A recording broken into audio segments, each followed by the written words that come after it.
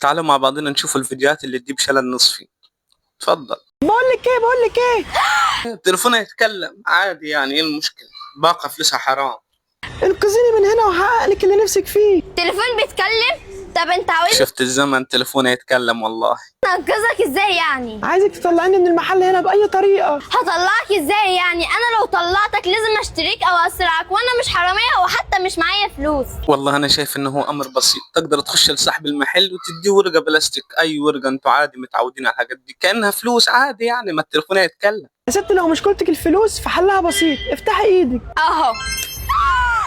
يا الفلوس مصر دي بتعمليها كلها، ازاي؟ انت هتدي الفلوس والله دي ما عارف كلها؟ بتعمليها بص اقول ازاي. لك على حاجة، انا وعدتك ان انا هشتريك.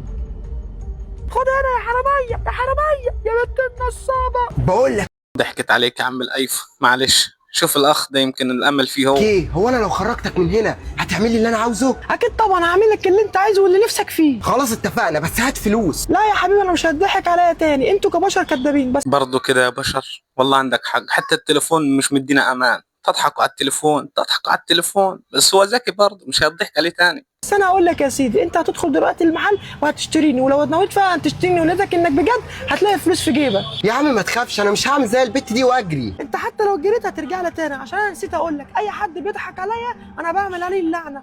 اه فعلا، هو نسي يقول لك ان اي حد بيضحك عليه بيعمل عليه اللعنه، فخلي بالك من النقطه دي مهمه.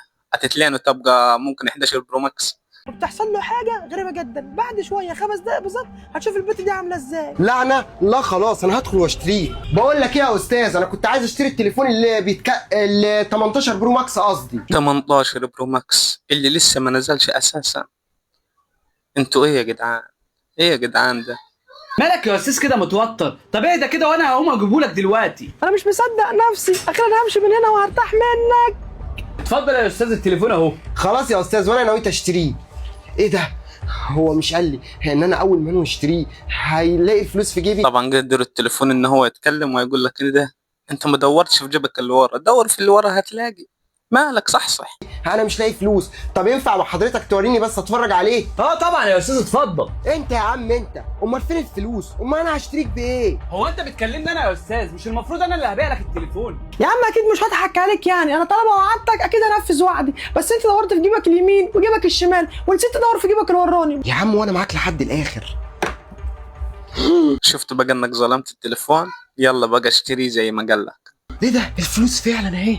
انا دلوقتي محدش شايفني وضحكت عليه خلاص وخدت الفلوس. ما حدش شايفك ازاي؟ ما الدنيا كلها شايفاك يا ابن الحلال. اما اهرب بقى من هنا. اه اتفضل يا عم، اه التانية قلبت كلبة.